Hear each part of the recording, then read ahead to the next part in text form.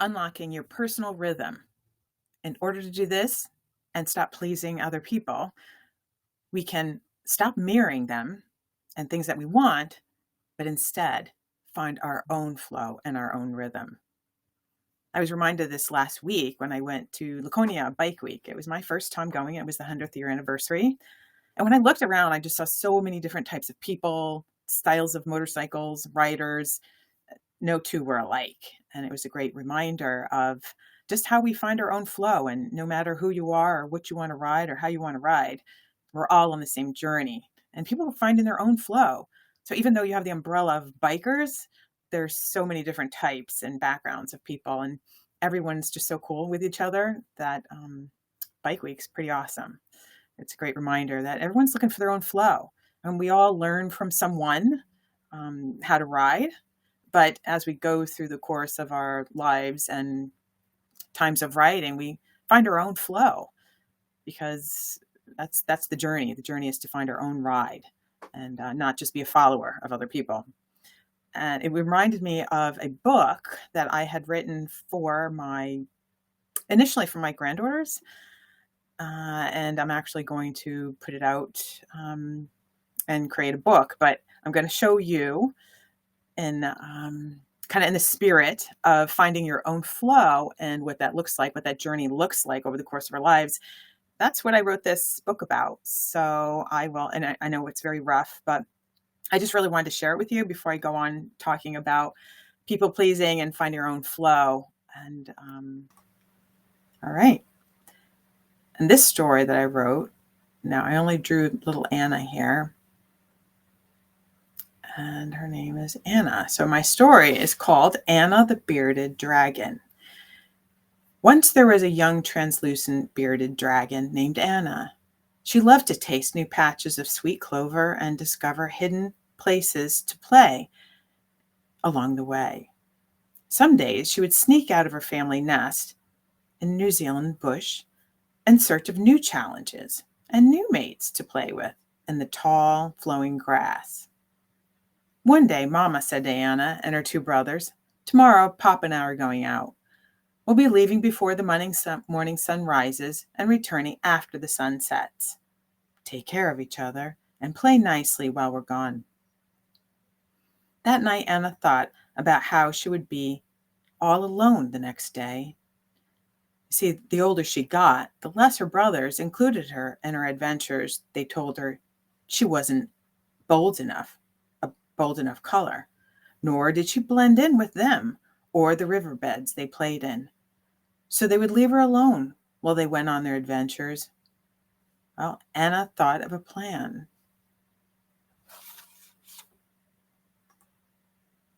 That night, Anna heard her parents leave, and slowly she opened her eyes and slid out from beside her sleeping brothers' blue and green bodies. Alone, she waggled to the mysterious and wise barn owl. Tahiti's heart had a heart-shaped face glowing amidst the shadowy tea tree. Timidly, Anna looked up and whispered, "It's been said that you're the great Tahi, and only you can tell the answer for someone like me. They call me Anna. I have no color, but I see the others, and I dream to be another. I wouldn't feel so scared and alone if I could be just like the other colors. How can I have color that is bold and strong, so I won't be alone?" Tahi replied softly, "It's true, you display no color, but you do indeed have all the colors. You must go to the rainbow one. But beware of those that try to steer you off your path. There will be others along the way that will want you to stay while they wallow and waste their days away. You must complete your trip before the sun rests so you can find what color suits you best." The moon glistened on Anna's opaque skin. The sun began to rise as Tahi closed her eyes. Anna wondered what she would look like: red, orange, yellow, green, blue. Don't forget there's purple too. As she left, her padded feet tickled and her sharp claws sank. Soon Anna came upon a crawfish scurrying about the river rocks. She hid when they saw her. Gently, they coaxed her out to come play with them. They finger painted, tapped the drums, and even rolled down the grass hills. When it was time to go, her new friends warned her to beware of the stoats. No one returns once they followed them out. Her padded feet tickled, her sharp claws sank. Unexpectedly, Anna came upon a passionately prancing snake. When he caught her gaze, he stopped in his sways. Anna whispered, "Hello, what are you doing?" "Why, I'm creating my own space," he hissed, and invited her to do the same. Together they played music, wrote songs, and danced to the vibrations. When it was time to go, Anna's new friend told her to always remember to create, dance, and shake out the old thoughts of the day to make room for a new, stronger voice and thicker skin. Then he warned her to beware of those that refuse to shake off old things. Her padded feet tickled, her sharp claws sank. She was then surprised to come across a stunning kiwi bird perched atop a hill of books, holding a ruby scepter. Anna asked softly, "Can I join you?" The bird winked and invited Anna to hear how to love, dream, and think. Well, they meditated, read myths, and created their own mantras. She was happy to spend time in her own mind beside someone else, learning how to change together. When it was time to go, the dynamic kiwi shared a seed for success. If you should ever get off your path to the rainbow one, just raise your voice to speak. Protect your dreams. You can't earn a ruby scepter in only one day. No takes a lot of practice to say. Her padded feet tickled, her sharp claws sank. Thoughtfully, Anna walks her path, when suddenly she's blocked by Stoat doing a wheelie on a purple motorcycle. She follows the spectacle, but then more begin to surround her. Anna tries to tell them about her journey. They don't dance. They don't create. All they want to do is stare and glare. Anna noticed the sun starting to go down, and she recalled the words of the great Tahi. You must complete your trip before the sun rests, so you can find what suits you best. She knew what to do. She grabbed a batch of clover and held it up like a scepter, fanned out her dark bearded throat, and roared, "It is here. I can't stay." Upon this, they scurried away. Anna marched on, not looking back. Her padded feet tickled, her sharp claws sank. Just before dusk, Anna sat quietly along the hedges of stone where the ocean waves broke and a soft sea air met. The rainbow one finally appeared. She didn't look like all the colors Anna held dear. Their eyes greeted. She then spoke to Anna. "I am the great Tuatara, the rainbow one. Your translucent skin has reflected the other colors like a rainbow." Anna gazed down into the water's reflection. She remembered her friends. Oh, how nice it was not to play alone. How nice it was not to create alone. How nice it was not to ponder alone. Each one was now part of her. Tuatara said, "Like the light that is clear, it is the color that is near. You have all, but hold none." "Yes," says Mama, "I have some of all the colors in me. I am free to be any when I want to be, and that's what suits me best." Right. So I hope you enjoyed that. And for me, writing this for my grandchildren, and I'm probably going to publish this. So if anyone's interested in in the final book of this, let me know. But it's just about, for me, it's about learning from different things from other people as we go along. And it also reminds me of not being stuck on something in a place. People are going to show you different things and have pride in what they've learned, what they know, where they are in life. And I actually kind of come from a mindset of, an eye for an eye, which is, to me, in a way, equivalent to pride equals pride. I think it's good that we learn to be comfortable with ourselves, no matter what the outside is. And we're all always going to have things to kind of get past, and being comfortable with where we are in that flow of our own lives and what we choose and how we choose to be different. That's an internal thing.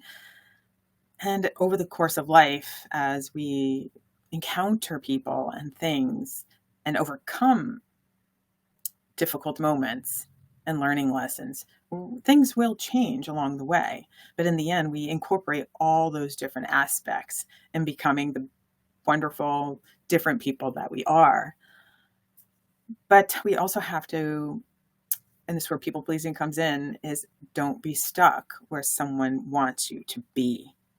And becoming a reverse bully or being a bully to other people, sometimes pride can become a bully.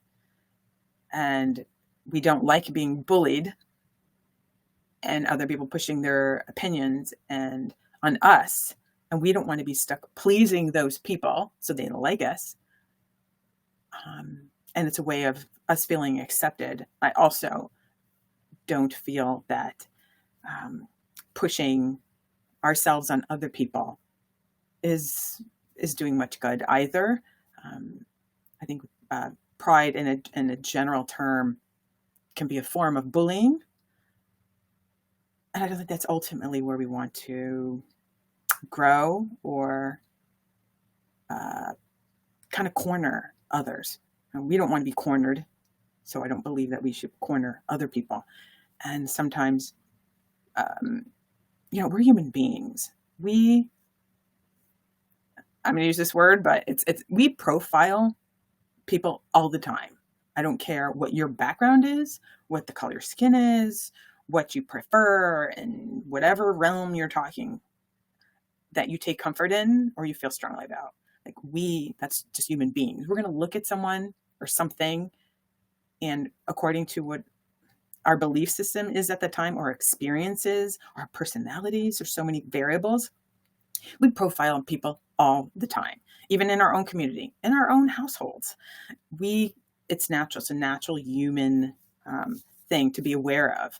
But we do. We look at things and we make judgments, it gives us a place to start. And as human beings, it also gives us a place to, feel safe. Is this situation, or do we feel comfortable? And then that gets into either we get stuck in that image of something or someone, or we evolve and we say, oh, okay, this is a place to start. Now let me take in this situation, this person, and my awareness of where I'm coming from, and say, okay, how can I move forward?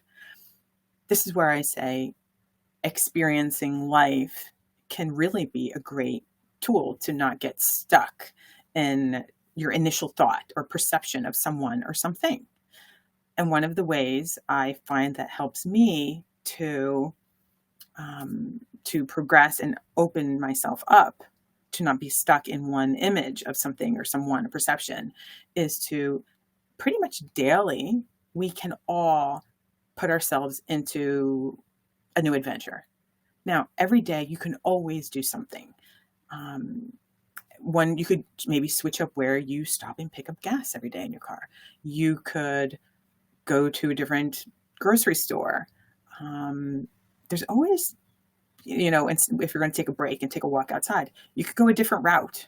And every time you do these different activities every single day, you can notice different attributes about that. I mean, think about the five senses. What is it you could touch something, touch like a tree, a leaf. What is it you smell in the air? Listen, what is it you hear? And I guarantee you, it can all be a practice of breaking a rhythm and getting into a new flow.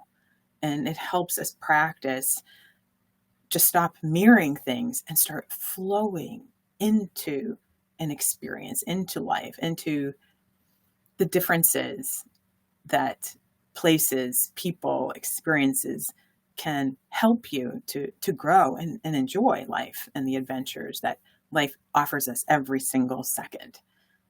But if you don't put yourself into experiencing all these different aspects, you'll get stuck.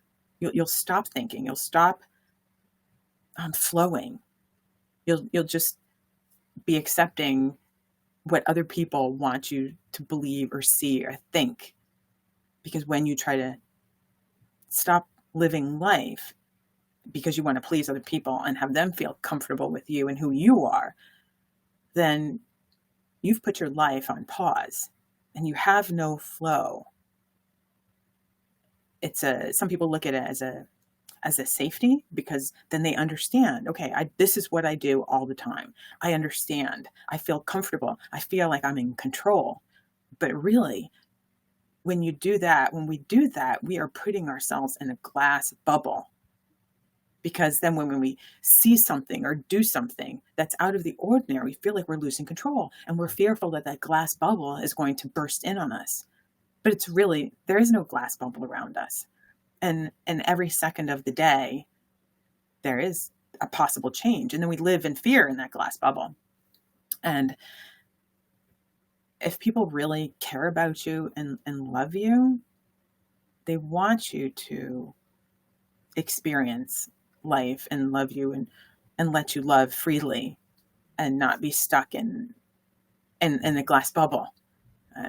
Misery loves company. So if they want to live in a glass bubble, it's okay to wave at them outside their glass bubble and love yourself more than that. Be respectful, always be respectful, but don't get stuck in one image and mirroring that person in that glass bubble, because mirroring will keep you in one spot and you will not find your own flow if you do that. And in order to find your flow, sometimes you have to wander. You wander in order to wonder what and how. And pure, and just like Anna, the bearded dragon, when you go along and you wander and connect and find the different wonderful things in each individual person that you can encounter, next thing you know, you look and you gaze and you see all the little things that you've learned from the different people and different situations that you've encountered. So when you go through this week, take a look at different places you can go to and mix it up. You can do so many things, even in the same way, but look at it. Look at the senses. What's the temperature? What do you feel? What does it smell? What are the sounds? And you can learn and grow from your initial idea of what you see and what you think, what your perception is of something. So give yourself to wander, just like Anna did. She snuck out of that nest and she experienced all the different wonderful things that she can learn from all different types of people. And she didn't walk in a place of pride. She did not. And that's what's so wonderful about Anna, is she went and she was curious about different things that she saw. And she learned from each one. And even the stoats. She even incorporated that strength that initially everyone was afraid of, but she didn't get caught up. But then at the end, she actually embraced all the different aspects of all the wonderful people that she had come along and grew from. And that's what life is. So have a great week, and I will see you next Friday. And it will be the last of this series of people pleasing. And that's it. Have a great week and enjoy yourself. Wander to wonder. Have a good day. Bye.